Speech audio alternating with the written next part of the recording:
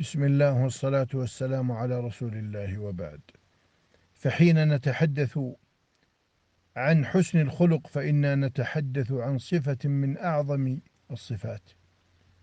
حين امتدح الله نبيه محمد صلى الله عليه وسلم قال: وإنك لعلى خلق عظيم. بل حين سئل النبي صلى الله عليه وسلم عن أكثر ما يدخل الناس الجنة قال: تقوى الله وحسن الخلق. حسن الخلق يا أحبتي من أعظم ما تثقل به الأعمال يوم القيامة. يقول صلى الله عليه وسلم: ما من شيء في الميزان أثقل من حسن الخلق. بل يقول صلى الله عليه وسلم في الحديث الذي صححه الألباني: إن الرجل لا يدرك بحسن خلقه درجات قائم الليل صائم النهار. حسن الخلق يا أحبتي من صفات المؤمنين الصادقين.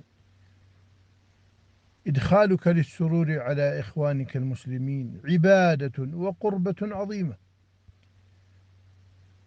في الحديث الذي صححه الألباني ويرويه عبد الله بن عمر قال صلى الله عليه وسلم: أحب الناس إلى الله أنفعهم للناس، وأحب الأعمال إلى الله عز وجل سرور تدخله على مسلم.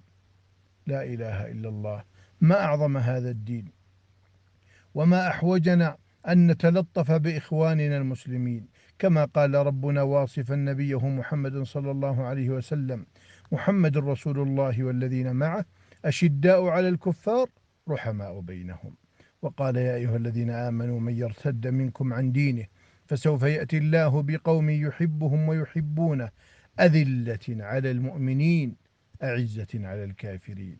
ما أحوجنا أن نلين في أيدي إخواننا، وأن نعلم أنه ما زاد الله عبدا بعفو إلا عزا، وما تواضع أحد لله إلا رفعه.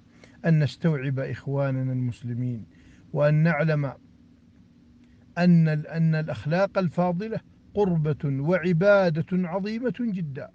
لعمرك ما ضاقت ديار بأهلها، ولكن أخلاق الرجال تضيق. اللهم حسن أخلاقنا ووفقنا لما يرضيك عنا. صلى الله وسلم على نبينا محمد.